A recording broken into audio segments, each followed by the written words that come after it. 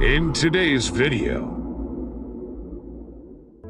Have you ever dreamed of being a mighty king with a flying mount that can burn to ashes your enemies and even destroy towns and cities? To build ships, explore the ocean, and create a city in the middle of an island? Create a massive army, build dozens of catapults and other siege weapons, and conquer castles in epic battles? If yes, then this video is for you, and we have a lot to discuss. Hello everyone, I'm Professor Demonfort, and today I want to talk about the most crucial aspect of Ashes of Creation. A revolutionary design decision by Steven, the creator-director of Intrepid Studios, that if they succeed on pulling through, then we might have the next big MMORPG. But if there is a slightest issue with the system, it could even kill the game. That's how crucial and risky this system is. I'm talking about the node system. And you might ask, why are we talking about the map? Why all of a sudden it's so important? After all, a map is just a map. It is what it is, right? Yes, that's right. For any other MMORPG, but not for Ashes. I know this topic will be long and complicated, but don't worry guys. I'm going to explain everything with videos, and also I made some graphics just for you. And if you enjoyed the video, please consider clicking that like button. It's really helping with the algorithm. So let's get started. After you finish with your character creation, you must choose a starting area by selecting a divine gateway. The world of Vera is big, 408 square kilometers of land and sea, and in addition 100 square kilometers of Underrealm. That's 508 square kilometers. To understand what that means, Oblivion is 41 square kilometers, Witcher 3 135, and WoW Classic 207 square kilometers. So the world of Vera at the release will be as big as 2 WoW Classic maps, a Witcher 3 and an Oblivion map combined. And to make the world feels even more giant, Intrepid doesn't want any kind of fast traveling game. So choose carefully if you want to level up with friends. Arriving at the starting zone, you will find some NPC settlements to get your first quest, but that's it. There are no cities, no other structures in the world, except for the 4 starting zones and 5 castles that we can conquer later. Almost the whole map will be empty of building structures, fill it up with various monstrosities lurking around. So this game doesn't have any kind of towns or cities, you may ask? Yes, it does, and all of them will be built by the players. Yeah, cool, right? First, I'll remind you how other MMORPG systems work. Let's see the WoW for example. World of Warcraft is using the most common map and leveling design.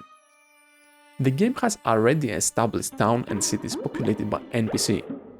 No matter how strong you will become or what achievements you complete, you'll never be able to change the game's landscape. I mean, all the pre-existing cities, NPC, even mobs, will always be there, continue doing what they always do. Also, the game's playable map is divided by leveling zones. Your adventure begins from the lowest level zone. The zone will take you by the hand and provide you with quests, activities, and enemy NPC, which by design are appropriate for your starting experience. As soon as you finish with all these chores, probably you'll be leveled up, and the game will send you to the next zone, asking you to do new, higher level quests until you level up. Then you're going to do the same in a new area. Then again, then again, then again, until you reach max level. And the majority of MMORPG games use that system because, first of all, it is easy to design it, and companies absolutely love easy and cheap solutions. The other reason why the companies prefer that system is that by taking you from the hand and move you around to all the different areas, they create a good first impression for the player. Many of us play MMORPG because we want to explore a new world, get immersed, discover all the beautiful vista, fight stronger new enemies, while play with friends. And having the game guide you around, tick all these boxes. Some other games, like ESO, what they have done is that the level of each area is variable. So it depends on your character. All the quest, activities, and NPC are adjusted to your character's level. Both those systems are good for your starting experience. However, as soon as you complete an area, usually you don't have any reason to return on those low-level maps. Most of the players spend their time on high-level areas, grinding for gold or doing instant content like dungeons, raid, or some form of PvP battlegrounds. At this point, the majority of the world feels empty and meaningless. So Steven took a huge gamble, and instead of using any of those safe, known, but let's face it, problematic gaming designs, he said, you know what? Maybe, just maybe, it's time to try something new, something interesting, something that will keep the game alive and the players happy. They came up with this node system, which is the most complicated and expensive, of course, system ever attempted to be made in the genre. So let's break down this node system and see how it works. This is the assets map, and it has 103 regular nodes hidden from the players and 15 castle nodes. All nodes, regular and castle, have node stages which can advance. All of them start at stage 0. However, the regular ones can go all the way to stage 6, whereas the castle ones only up to stage 3. No matter where you are in the world of Vera, every time you gain XP, like hunting, gathering, raiding, you share that experience with the nearest node. When the node reaches the threshold, it advances to the next stage. However, every stage up requires exponential more experience than the previous stage. Okay, take a look at this video. Here we can see the node's different stages. In the beginning, the area is completely empty.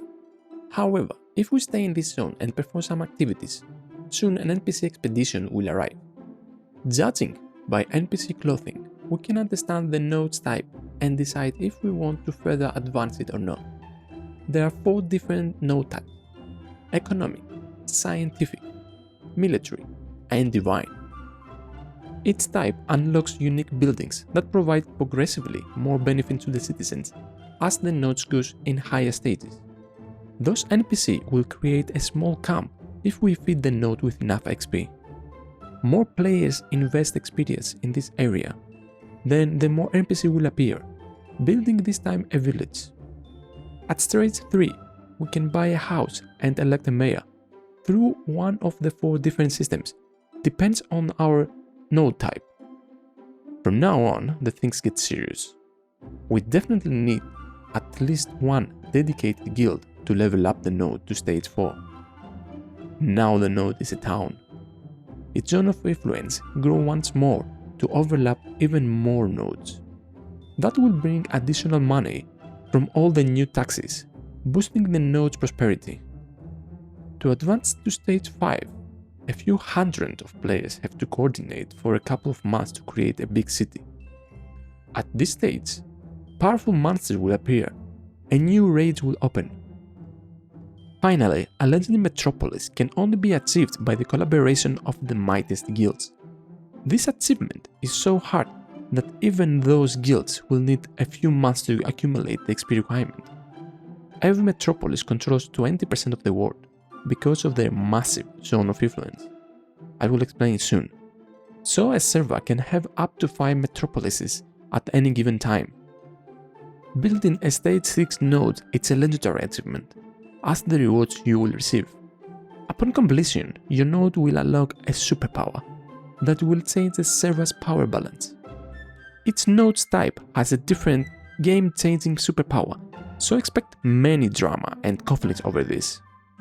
To understand why a metropolis will be so significant to the world, and why it will create endless conflicts, we need to talk about zones of influence.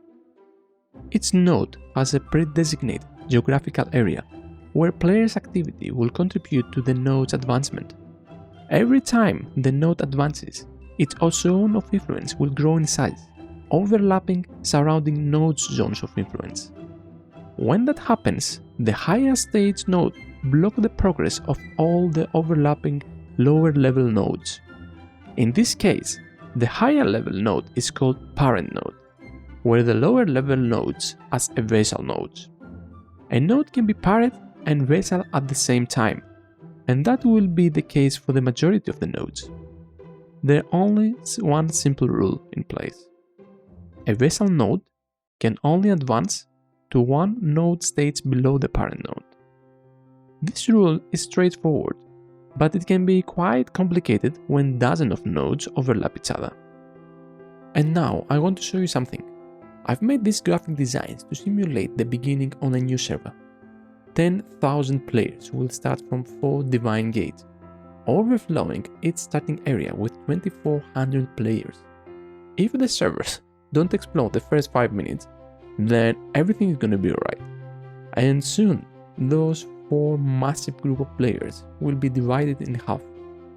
But again, 1250 players for a single stage 0 node is simply beneficial for no one. These players will have to spread out as far as possible to different nodes if they want to find mobs or resources at early levels. However, the world of Vera is surrounded by the fog of war, so they can't see what's going on the map, and there is no fast travel in Ashes. They will have to travel and explore, and as soon as they leave an area, the fog of war will return. Then, soon after, they will realize something. In Ashes of Creation, if you want to level up, you must first level up a node to unlock higher level content.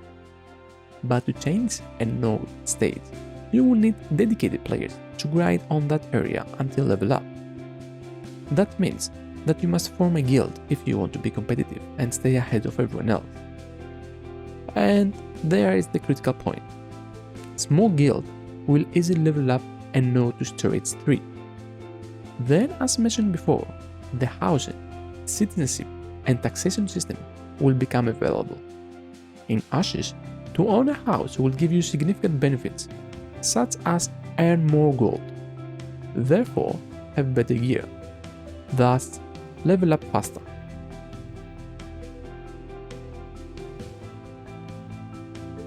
You have 3 different housing options. First, there is the in-node houses. There are only 8 cottages at stage 3 node.